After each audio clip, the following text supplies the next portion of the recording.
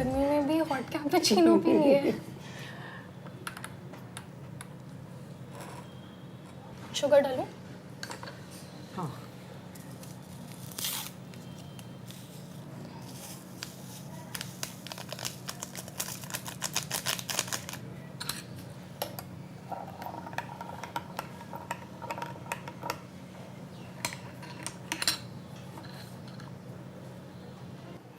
तो जैसे अभी मैं 24 इयर्स की हूँ और मुझे काफ़ी ज़्यादा फ़ैशन वगैरह में इंटरेस्ट है, रील्स बनाने में इंटरेस्ट है और अलग अलग चीज़ें, अब इतनी सारी चीज़ें हैं, मूवी देखने जा सकते हैं और कैफ़ेज़ में जाते हैं, बच्चे अपने रील्स वगैरह बनाते हैं। तो जब आप मेरी एज के थे तो आपको क्या करना पसंद था? मुझे पसंद था बस मैं तरह तरह की मतलब नई नई चीज़ें करूं, मुझे बहुत अच्छा लगता था। एक कोर्स ख़त्म हो जाता था, फिर दूसरी कोर्स करती थी, फिर मुझे लगता था मैं और कुछ क्राफ्ट का सीखूं। ऐसे बहुत कुछ सीख लिया जो अब मेरे वो चीज़ें काम आ रही है। अब जिसको डीआईवाई बोलते हैं, उस समय तो यूट्यूब वगैरह कुछ भी नहीं होता, अपने माइंड से ही करना पड़ता था सारा। आप टेडी बियर वगैरह भी बनाते हाँ, थे? सारा कोर्स करा है मैंने। सॉफ्ट टॉयज का, क्राफ्ट का, हैंडमेड, पेंटिंग, कई तरह की पेंटिंग्स होती थी उसमें, और पैचवर्क का, क्रोशे, सारा कुछ बहुत अच्छा लगता था। आपकी शादी हुई, फिर कैसी थी वो, कैसा था एक्सपीरियंस जब आपकी शादी हुई? कुछ साल बाद मैं पैदा हुई थी। शादी हुई उसके बाद 3-4 साल बाद मुझे लगा कि अब मेरे लिए ये जगह ठीक नहीं है। ऐसा था एक्सपीरियंस कि जो थोड़ा बहुत लड़ाई झगड़ा धीरे धीरे करते करते वो बहुत ज़्यादा बढ़ गई। फिर मुझे लगा कि अब मैं नहीं रह सकती यहाँ पे। तो काफ़ी सारी ऐसी लेडीज़ होती है जो इस सेम सिचुएशन में होती है, लेकिन वो समझ नहीं पाती कि कब उन्हें एक बाउंड्री बनानी है कि अब इसके बाद जो जो भी है ये नहीं सहन करना है। तो आपको कैसे पता चला कि अब ये बाउंड्री है और अब मेरा हो गया है, अब यहाँ पे मैं नहीं रह पाऊँगी? मुझे ऐसे लगता था कि मैं तो सफ़र कर रही हूँ, साथ में तेरे को लेके ऐसे लगता था कि बड़ी होएगी धीरे धीरे, सब कुछ है, पूरी लाइफ है, तो कैसे करेगी। लोगों का तो कुछ नहीं कह सकते, लोग तो कहेंगे ही कहेंगे, कैसे भी रहो, घर के अंदर घर के बाहर कुछ ना कुछ कहते हैं। उसमें फिर मैंने यही डिसीजन लिया कि या तो इधर होना या उधर होना है, तो मैं लेके फिर निकल गई। तो जैसे आप मुझे बताते हो कि जब आपने पहली बार वो जगह छोड़ी और आप एक बैग लेके और बता के भी नहीं आए थे किसी को कि मैं क्या कहाँ जा रही हूँ, आपने बोला मैं सब्जी लेने जा रही हूँ, आपने उठाया हाथ में और बस चले गए। तो इतनी हिम्मत आपके अंदर कैसे आई? मुझे ऐसी हिम्मत आई कि देखती रही तेरे को कि क्या करूँ मैं। बहुत देर तक तो सोचा है, एकदम से डिसाइड नहीं किया कि मैं निकल जाऊँगी, ऐसे मन में चल रहा था। फिर एक दिन लास्ट था जिस दिन मैंने सोचा कि अब मैं नहीं रहूँगी, लेके जो निकली वो फिर मैंने पीछे मुड़ के नहीं देखा। लेकिन मुझे एक इंसिडेंट याद है जब मेरे पापा आए, मेरा बर्थडे था, 6th-7th बर्थडे था शायद, और मैं बाहर खेल रही थी और उन्होंने बुलाया कि मैं आ गया हूँ। कहाँ पे है घर? घर भी नहीं पता था, वो ऐसे ही आए। तो फिर मैं लेके आई और आपने थोड़ा, आपके एक्सप्रेशन से मुझे पता चला कि आप कंफर्टेबल नहीं हो इस सिचुएशन में। जो भी मतलब ऐसे पता चला कि हमें नहीं पसंद है ये इंसान, और जैसे आपने रिएक्ट किया फिर मैंने आपका ही रिएक्शन इमिटेट किया और मैंने भी डिसाइड कर लिया कि मुझे भी नई बात करनी है। तो हमने ना उनसे बात करी, ना उनको घर में बुलाया, और बस एकदम से उस टाइम मुझे ऐसा लगा कि इतने सालों बाद क्या क्या करने आया है, क्योंकि स्कूल टाइम आधा तो निकल गया था। जब वो स्कूल टाइम का शुरू का टाइम था, जब उन्होंने सपोर्ट नहीं किया, कुछ नहीं किया, तो अब क्या करने आए थे, क्या पूछ रहे थे। और मुझे ये भी लग रहा था कहीं तेरे को मेरे से बिना बताए ले नहीं जाए, तो डर गई थी मैं बहुत ज़्यादा कि ले जाएंगे, इसलिए मैंने एकदम से बंद कर दिया था, लॉक लगा दिया था। स्कूल में डालने का टाइम आया तब जैसे बाकी बच्चे स्कूल में जाते हैं, तो मैंने भी यही सोचा था कि स्कूल जाएगी और टाइम से ही जाएगी, ये नहीं कि जैसे लेट जाएगी।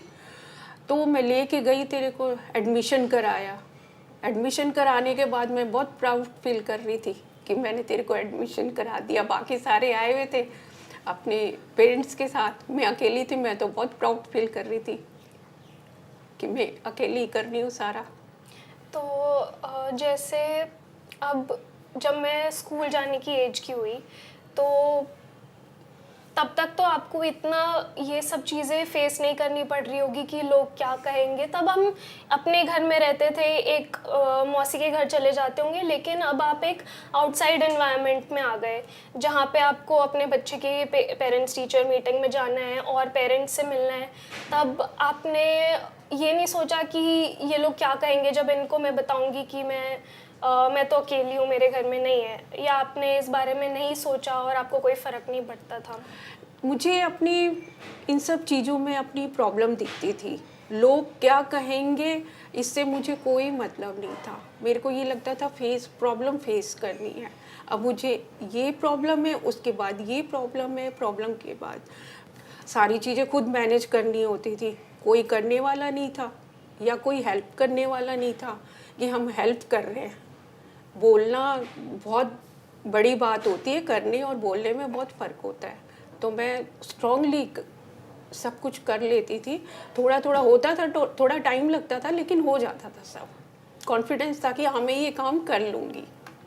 स्कूल गई तो स्कूल में लगा कुछ कि अकेली हूँ मैं, सबके पेरेंट्स हैं, मैं अकेली आ रही हूँ, मेरी मम्मी अकेली आती है। कभी ऐसा फील हुआ? बचपन से मेरे को एक वो था कि मैं और आप एक टीम है। आपने बोला है कि कोई भी पूछे उसको ये बताना है कि मेरे पापा बाहर रहते हैं, तो मैं यही बोल देती थी कि मेरी मम्मी ने बोला है। अगर दिमाग में ये रहता था कि मम्मी ने बोला है, ये बोलना है कि पापा बाहर रहते हैं।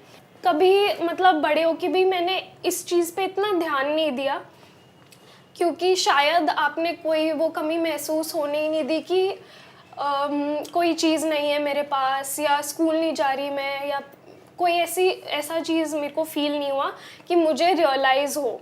उसके बाद मेरे ख्याल से मुझे टीनेज में थोड़ा ये चीज़ फील हुई कि मेरी जो फ्रेंड्स हैं वो आके बता रही है कि इस बार हम गर्मियों की छुट्टियों में हमारे पापा वहाँ लेके गए या यहाँ लेके गए। और जैसे आप अपने उसमें थोड़ा बिज़ी रहते थे और मेरे पास उस टाइम नहीं था कोई बात करने के लिए, तो तब मुझे थोड़ा बुरा फील होता था। ये कुछ 3-4 साल का टाइम पीरियड है जब मैं स्कूल में थी, 7th-8th क्लास से लेके 10th क्लास तक थोड़ा ऐसा फील होता था मेरे को। स्कूल से जब कॉलेज टाइम में, कॉलेज की एज में तेरे को क्या लगा कि क्या फील होता था? कैसे सोचती थी मेरे बारे में या अपने आसपास के बारे में, फ्रेंड्स लोगों के बारे में?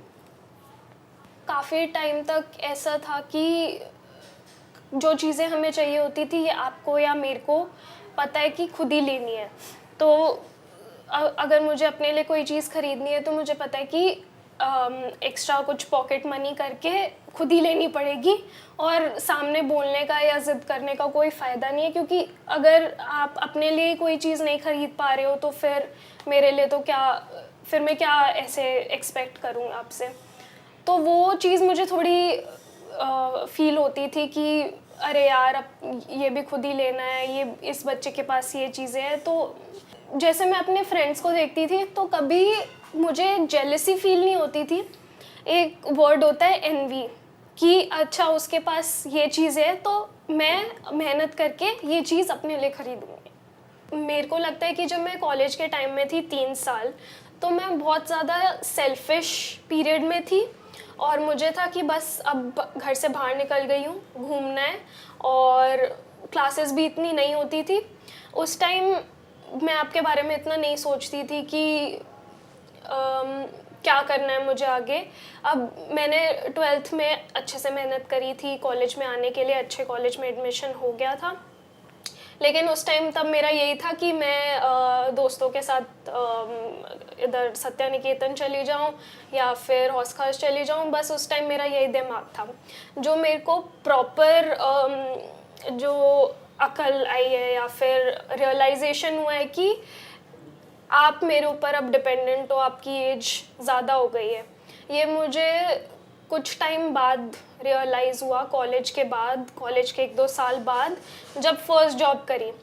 और मैंने भी फ्रेंच सीखी, जर्मन सीखी थी स्कूल में, तो मुझे भी था कि मैं भी बाहर जाऊंगी। और उस टाइम मेरे को लगता था कि मेरी मम्मी ने इतनी सेविंग्स क्यों नहीं करी पढ़ाई के लिए। फिर थोड़ा मैंने अपने आप को थोड़ा वो सोचा कि क्या करना है आगे। फिर मुझे पता था कि अब देखना है घर पे जो भी है अपनी साइड में सेविंग्स करके आगे जो अगर मुझे बाहर जाना होगा या पोस्ट ग्रेजुएशन करनी होगी वो खुद ही करना पड़ेगा। और फिर जैसे धीरे धीरे जब मैंने जॉब करनी स्टार्ट करी और आप कितने ज़्यादा रिलैक्स्ड हो गए थे, तो वो सब चीज़ें देख के मुझे काफ़ी अच्छा लगता था। फिर वो मेरी मोटिवेशन बन गई। कहीं इन्वेस्ट करते हैं तो धीरे धीरे धीरे करके हमें रिटर्न मिलता है, एक साथ तो रिटर्न नहीं मिलता, धीरे धीरे हमें पेशेंस रखनी पड़ती है। पर स्कूल, कॉलेज, फिर ऑफिस जब से ज्वाइन किया तो मुझे बहुत अच्छा लगने लग गया कि देखो मेरी मेहनत है जो मुझे ये रिटर्न मिल रहा है। जैसे आपने अपनी शॉप वगैरह स्टार्ट करी तो आपको ये नहीं लगा उस टाइम पे कि मुझे जॉब करनी चाहिए? कैसे मतलब आपने अपना बिजनेस खोलने का ही शुरू किया? क्योंकि बहुत लोग डरते हैं, हमारी एज में तो सब सेफ खेलना चाहते हैं और जॉब करना चाहते हैं, तो आपने कैसे सोचा कि मैं ये रिस्क लेती हूँ? और आपके कैसे मतलब क्रिएटिविटी आई आपके अंदर? मेरे को ज़्यादा मेहनत करनी पड़ी कि मैं आगे शुरू कैसे करूँ, कैसे इसको आगे बढ़ाऊँ। फिर धीरे धीरे मेरे आसपास के जो लोग थे उनको मैं कुछ कुछ ऐसी चीज़ें बना के दी तो वो बहुत खुश होते थे कि तुम इन्हीं को करो। तो मैंने सबसे पहले तो मैं सैंपल बनाया करती थी एक्सपोर्ट हाउस के, बहुत अच्छे उनको पसंद आते थे और उनका लॉट पास हो जाता था एक ही राउंड में। तो मुझे बहुत अच्छा लगता था कि ये मैं कर सकती। तो वो लोग धीरे धीरे मैंने सैम्पलिंग शुरू करी। सैम्पलिंग के बाद गुड़गांव से मुझे लाजपत नगर जाना पड़ता था, ओखला। तो फिर मैं धीरे वो काम बंद कर दिया। फिर मैंने अपना स्टार्ट किया घर से कि बनाकर फिर उनको सेल करना। तो थोड़ा बहुत ही ला पाती थी, उसको लाके मैं कंप्लीट करके खुद ही उनको सेल करती थी। फिर वो आते थे, फिर वो ऐसे करके धीरे करके फिर मैंने अपना बिजनेस एक यूनिट में करके फिर शुरू किया। तो वो अच्छा चल गया मेरा। शादी से पहले मुझे सीखने का शौक था और कलेक्ट करने का, जो अब काम आया मेरे बाद में। तरह तरह की चीज़ें मुझे लगता था मैं और क्या सीख लूँ और क्या है जो मुझे नहीं आता है। और मुझे नहीं पता था कि ये सब सीखी हुई चीज़ें मुझे लाइफ में यही सब मेरे को करना पड़ेगा कि मेरी अर्निंग यही होगी। कैसे मैं इनको कभी नहीं पता था। घर में तो मना नहीं करते थे कि तुम ये मत सीखो, ये मत सीखो। कहते कि तुम्हें जो सीखना वही सीखो। जैसे मैंने आपको बचपन से स्ट्रगल करते हुए देखा है, तो लेकिन मेरे को इतना रियलाइज़ नहीं होता था क्योंकि उस सब चीज़ों में मैं सोचती थी ये डेली रूटीन है और ऐसे ही है, ऐसे ही चलता है, और उसी में ही हम लोग छोटी छोटी ऐसे चीज़ें ढूंढ लेते थे। जैसे वॉक करने जाना, साथ में चले गए टिफ़िन देने, या फिर दिल्ली जाना है तो मुझे पता है कि अब बाहर का खाने के लिए मिलेगा क्योंकि मम्मी के साथ दिल्ली जाना है। तो आपके दिमाग में उस टाइम क्या चल रहा था कि क्यों करना पड़ रहा है ये सब चीज़? क्योंकि आसपास अभी जो टाइम है और पहले का टाइम है उसमें तो कोई चीज़ें ऐसे अरेंज होती नहीं थी कि एकदम से अरेंज, तो मुझे खुद ही करना पड़ता था। और देने जा रही हूँ मैं, और ज़्यादा मुझे लगता था जैसे कि दिल्ली जा रही हूँ तो मैं मौसी के पास छोड़ती थी, फिर वापसी में फिर मैं लेते हुए आती थी। या कम टाइम होता था तो स्कूल के टाइम में ही कर लेती थी सारा काम कि अब ये मेरे को इतने घंटे करने, तो स्कूल से आएगी तब तक मेरा ये काम हो जाएगा। तो ऐसे बैलेंस करती थी। बाहर का काम मैं स्कूल टाइम में ही करती थी आप जैसे मौसी के यहाँ छोड़ते थे और उस टाइम आपको ये तो नहीं लगता था कि क्या कर रही होगी, सेफ होगी या नहीं? आप पूरा ट्रस्ट करते थे मौसी पे? मौसी पे ही था ट्रस्ट, क्योंकि और कहीं नहीं छोड़ सकती थी, ना मेरे पास कोई ऑप्शन था कि किसी के पास छोड़ूं फिर अपना काम करूं। तो आपके पास एक ऑप्शन था कि जैसे आप वहाँ छोड़ सकते थे, एक सेफ जगह है, हाँ। वरना कुछ सिंगल पेरेंट्स ऐसे होते हैं जो जिनके पास ये ऑप्शन भी नहीं होता। तो जैसे हमें लाइफ में हमेशा कोई ना कोई ऐसी चीज़ मोटिवेट करती है जो हमें आगे बढ़ने की हिम्मत देती है। तो जब बचपन में या फिर मतलब मेरे बचपन में या आपके जर्नी में ऐसे क्या क्या चीज़ें थी जो आपको मोटिवेट करती थी, उससे आपको लगता था कि जो मैं कर रही हूँ वो सही है? कोई चीज़, वैसे तो तू कोई चीज़ नहीं मांगती थी ना, कोई डिमांड करती थी कि मुझे ये चीज़ चाहिए चाहिए। जब 4th 5th क्लास में आई तो एक बाबी की एक डॉल थी कि वो लेना है मुझे, फिर वो लिया और उसको बहुत टाइम तक अपने पास संभाल के रखा। उसके बाद तूने एक जो डॉल ली, वो डॉल अभी भी है मेरे पास, मैं उसको अपने पास रखती हूँ। और वो डॉल देख के तो मुझे तेरा बचपन याद आता है कि तू इतनी बड़ी थी, तूने इस टाइम लिया था, कैसे खुश हुई थी कि ये डॉल मुझे मिल गई। बहुत बड़ी चीज़ थी, वैसे तो मैं दिला नहीं पाती थी कोई चीज़, पर वो डॉल से तू बहुत खुश होती थी। अब मैं खुश होती हूँ उसको देखकर। स्कूल टाइम में जब थी तू बाकी बच्चों को देखती थी स्कूल में, मौसी के यहाँ, तेरे को ऐसे नहीं लगता था कि मेरे को भी ऐसे होना चाहिए बाकी बच्चों की तरह? सबके पेरेंट्स हैं, मेरी मम्मी नहीं है, मेरी मम्मी वो सब चीज़ें नहीं कर पा रही है जो बाकी पेरेंट्स मेरे लिए करते हैं। तो क्या फील करती थी? तेरा को कभी लगा नहीं कि कुछ रह गया हो? तो काफ़ी टाइम स्कूल तक तो मुझे ऐसे लगता था कि अ, जब मैं आपको बता रही थी कि 7 to 8 और 10th तक का मेरा जो टाइम था वो काफ़ी ज़्यादा मैं इस गुस्से में थी कि ये क्यों हो रहा है मेरे साथ, और ऐसा क्या कर दिया मैंने कि मेरे को इस सिचुएशन से जाना पड़ रहा है, मुझे मौसी के घर रहना पड़ रहा है। अब है तो वो रिलेटिव, लेकिन वो बात नहीं, वो मतलब फीलिंग नहीं आती किसी और के घर में रहने के लिए, है तो वो किसी और का घर ही। और भैया कज़न चेक कर रहा था मेरी नोटबुक्स, और फिर बहुत डांट पड़ती थी मेरे को, मार्क्स नहीं आते थे। तो वो काफ़ी डिसिप्लिन में रखता था कि मार्क्स भी पूरे आने चाहिए और घर से फालतू बाहर ना निकले, ट्यूशन से घर ही आए। तो एक इंसिडेंट ऐसा था जब बहुत ज़्यादा डांट पड़ी मेरे को और मैं रो रही थी और मैं बोल रही थी कि पता नहीं क्यों ऐसे रहना पड़ रहा है मेरे को यहाँ पे, और मम्मी पता नहीं क्यों छोड़ देती है।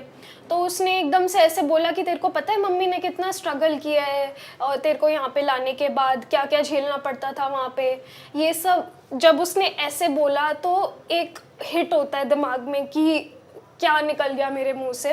तो एक वो मेरे लिए पॉइंट था समझने का सारी चीज़ें, कि जब तक कोई उसने नहीं बताया था ऐसे, तो एक उतना नहीं पता था, उतना आइडिया नहीं पता था, और आप भी नहीं बात करते थे कभी बचपन में आपने अपने जैसे अब मैं बोल रही हूँ इतना क्योंकि मुझे पता है कि एक्सप्रेस करना पड़ता है, कम्युनिकेट करना पड़ता है, लेकिन आप कभी अपने स्ट्रगल्स नहीं बता पाते थे। तो उसका क्या रीज़न था कि आप नहीं शेयर कर पाते थे? आपके दिमाग में क्या चल रहा था?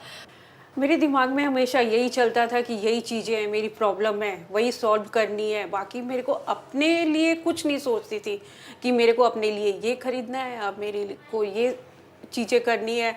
एक पूरे पेरेंट्स होते हैं ना घर पे, वो सोचते हैं, एक जेंट्स होते हैं वो घर के लिए सोचते हैं। तो दोनों चीज़ें मैं ही थी, दोनों चीज़ों का मुझे ही सोचना था। तो मैं दूसरी तरफ जाके कुछ नहीं सोचती थी। मुझे ये लगता था कि अब मेरे को ये करना है तो अगला स्टेप मैं क्या करूं, ऐसा कि मेरी हो जाता था सारे काम। थोड़ी दिक्कत होती थी, प्रॉब्लम भी होती, कर लेती थी मैं सारा, पर उसको करने के बाद मैं ये सोचती थी कि जितनी भी प्रॉब्लम है मेरे साथ ही है। तेरे को कुछ फील नहीं होने देती थी कि ये कैसे हुआ, ये कैसे हुआ। तू कहती थी मेरे से कि आपने ये लेट किया, कई बार स्कूल में भी फीस लेट हो जाती थी, पर करती थी मैं। तो बहुत जैसे अच्छा लगता था मुझे कि, और मुझे प्राउड भी होता था कि हाँ मैं अकेले सारा कुछ कर रही हूँ, सारा मैनेज कर रही हूँ। कोई ऐसी चीज़ जो आपने लाइफ में नहीं करी और अब मैं सब चीज़ों का ध्यान रखती हूँ, तो आप करना चाहते हो आगे, या आने वाले टाइम में आप मुझे अपनी विश ऐसी कोई बताना चाहते हो कि जो मैं आपकी पूरी करूँ? मेरी एक ही विश है, वैसे तो कहीं ऐसा नहीं है कि मैंने नहीं किया, मुझे लगता है कि हाँ धीरे धीरे हो जाएगी, कर लेगी तू पूरा। पर एक विश है, जो सिंगल वुमेन है उनको मैं चाहती हूँ जितनी चीज़ें मुझे आती है मैं उनको सिखाऊं, उनको ट्रेन करूँ, ताकि उनको किसी पे डिपेंड नहीं होना चाहिए थोड़ा बहुत, और नीडी जो हो, मैं ये चीज़ करना चाहती हूँ आने वाले टाइम में। मुझे बहुत अच्छा लगेगा कि उनको मैं ट्रेन करूँ या मोटिवेट करूँ कि नहीं तुम कर सकते हो, उनको कॉन्फिडेंस आएगा तभी। तो जैसे आप बताते हो कि नाना नानी आपको किसी चीज़ के लिए मना नहीं करते थे, आप जो करना चाहते थे वो आपको बोलते थे कि हाँ और चीज़ सीखो। तो मुझे लगता है कि जैसे आपने मुझे बड़ा किया, मैं आपको बोलती हूँ कि मुझे सोलो ट्रिप पे जाना है, आप खुद ही इनकरेज करते हो कि हाँ ठीक है जाओ, और फिर जब जिस दिन जा रही होती हूँ उस दिन आपको डर लगता है। लेकिन मुझे लगता है कि जो ये ऐसी छोटी छोटी सिचुएशंस होती है जब पेरेंट्स बच्चों को सपोर्ट करते हैं। अब आपने मुझे ऐसे रेस किया है, कुछ बच्चों को मैंने कॉलेज में देखा था कि उनके ड्राइवर्स छोड़ने आ रहे हैं, या पेरेंट्स खुद कॉलेज तक छोड़ने आ रहे हैं, फिर कॉलेज से लेने भी आ रहे हैं। मैं गुड़गांव से दिल्ली जाती थी, तो मुझे पब्लिक ट्रांसपोर्ट लेना पड़ता था, मेट्रो लेनी पड़ती थी। तो मुझे लगता है ये सब सिचुएशंस बच्चों को इंडिपेंडेंट बनाती है, और वो एक्सपोजर बहुत ज़रूरी होता है। जैसे मैं सोलो ट्रिप्स पे जाती हूँ, बहुत सारी चीज़ें सीखने के लिए मिलती है। तो ये सब चीज़ें मेरे ख्याल से एक पर्सनालिटी बनाती है, जब आप खुद डिसीजंस ले सकते हो, और ये सब चीज़ें कंट्रीब्यूट करती है ऐसी सिचुएशन में जिसमें आप थे। तो आपको लगता है कि ये पर्सनालिटी मतलब बचपन से ही बच्चों में डालनी चाहिए कि वो इंडिपेंडेंट रहे और अपने डिसीजंस ले पाए और एनालाइज कर पाए कि ये गलत चीज़ हो रही है और क्या सही करना चाहिए उसमें। नानी थे, वो लड़के और लड़की में कभी उन्होंने फ़र्क नहीं समझा कि तुम लड़का हो तुम ये करो और तुम लड़की हो तो तुम ये नहीं कर सकते। शुरू से ही घर का ये एटमॉस्फेयर था, तो मुझे बहुत ज़्यादा हिम्मत मिलती थी कि देखो और लड़कियों को कैसे रखते हैं और हमें मम्मी पापा कैसे रखते हैं। तेरे को मैंने कभी ये नहीं समझा कि तू लड़की है, तू ये मत कर, अकेले घूमने मत जा, अकेले सोलो ट्रिप में मत जा। अब क्या, जाती थी तो डर लगता था सिर्फ इसलिए कि अकेले कैसे करेगी, कैसे मैनेज करेगी, अकेले कैसे रहेगी जंगल में, पहाड़ में कैसे रहेगी, इस वजह से डर लगता था। बाकी मेरे को बहुत प्राउड होता था कि मैं नहीं कर पाई, अब कर रही है वो चीज़।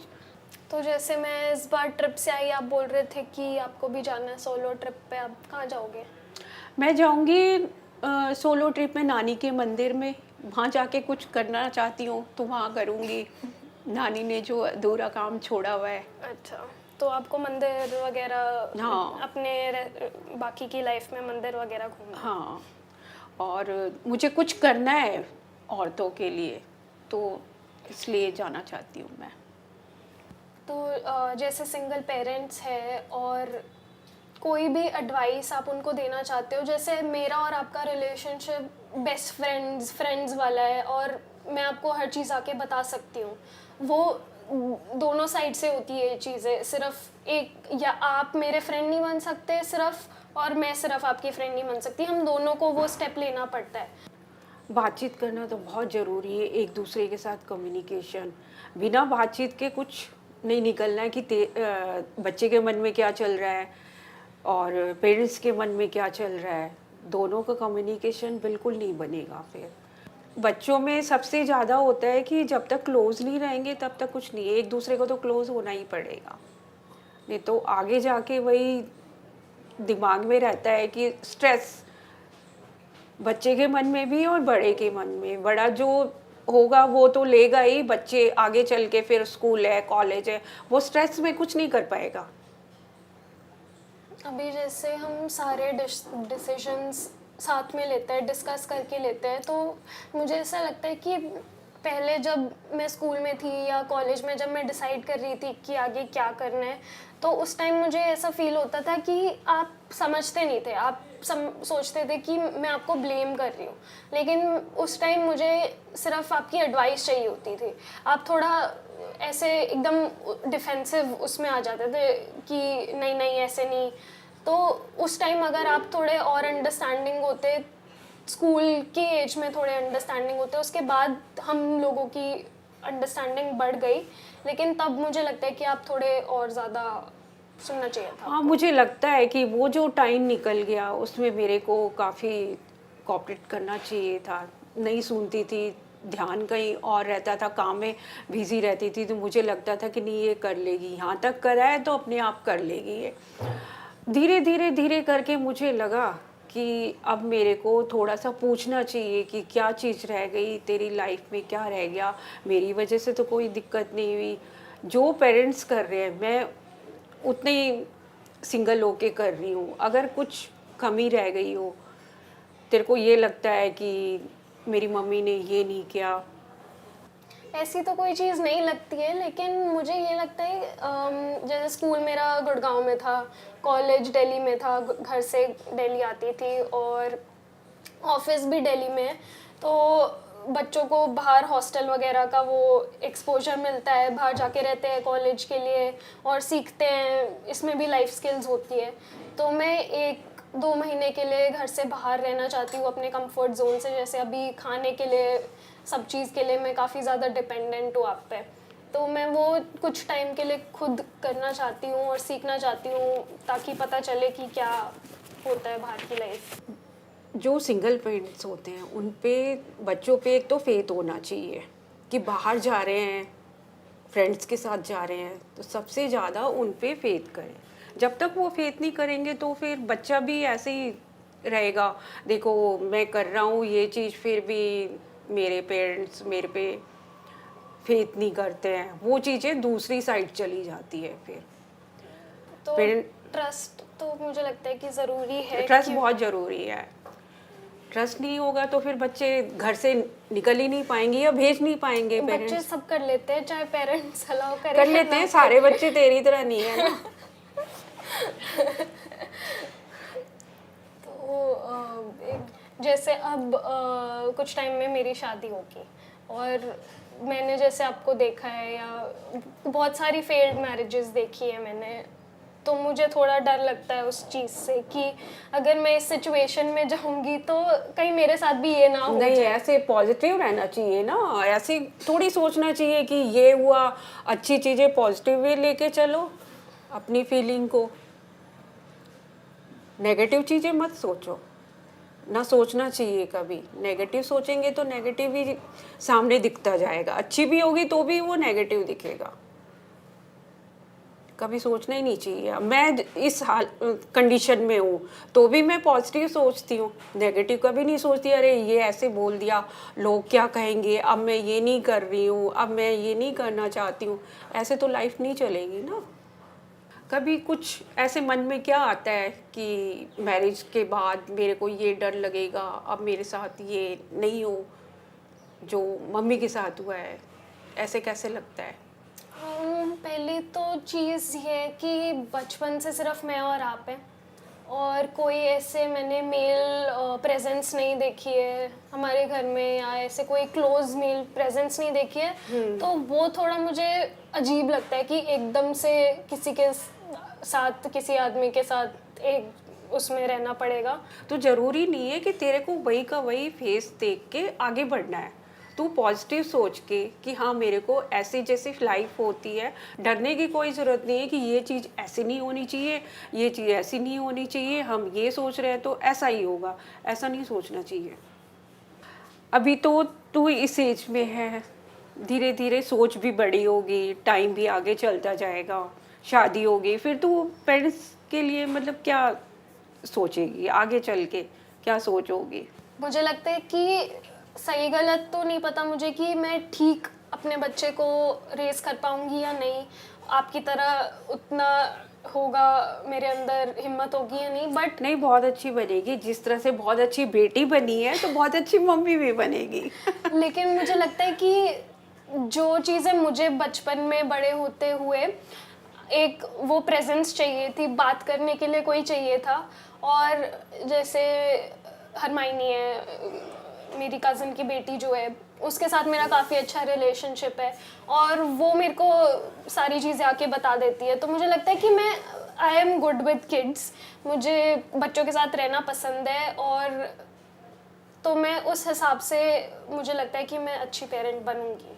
और वो चीज़ें जो जो तूने इमोशनल सपोर्ट मेरे पास नहीं था उतने टाइम तक, तो मैं बचपन से ही वो चीज़ें सपोर्ट दूंगी अपने बच्चे को। तो जैसे अभी हम बहुत नॉर्मली बोल देते हैं ना कि मैं सिंगल पेरेंट हूँ या मेरी मम्मी सिंगल पेरेंट है, तो मुझे लगता है कि जब मैं बड़ी हो रही थी तब इतना कंफर्ट नहीं था इस चीज़ का, और मैं ये बात छुपाती थी और मुझे लगता था ये कोई डिसेबिलिटी है या कोई डिजीज़ है जिसके बारे में बात नहीं करनी। फिर जब टाइम जैसे बढ़ा और कुछ एक्टर्स जैसे सारा अली खान है, उसकी मम्मी ने उसको अकेले बड़ा करा है, तो ये सब चीज़ें बहुत नॉर्मलाइज हो गई है वैसे अब, लेकिन बचपन में मुझे काफ़ी ज़्यादा फील होता था। फील होने की जरूरत ही नहीं है, पेरेंट्स तो पेरेंट्स है। फील किस लिए होता था? मैंने तेरे को बताया था कि मैं ही हूँ मम्मी हूँ, मैं ही पापा हूँ। लोगों को ये बताना था। स्कूल में पूछे, मैंने यही बोला हुआ था कि बता देना मेरी मम्मी पापा यही है।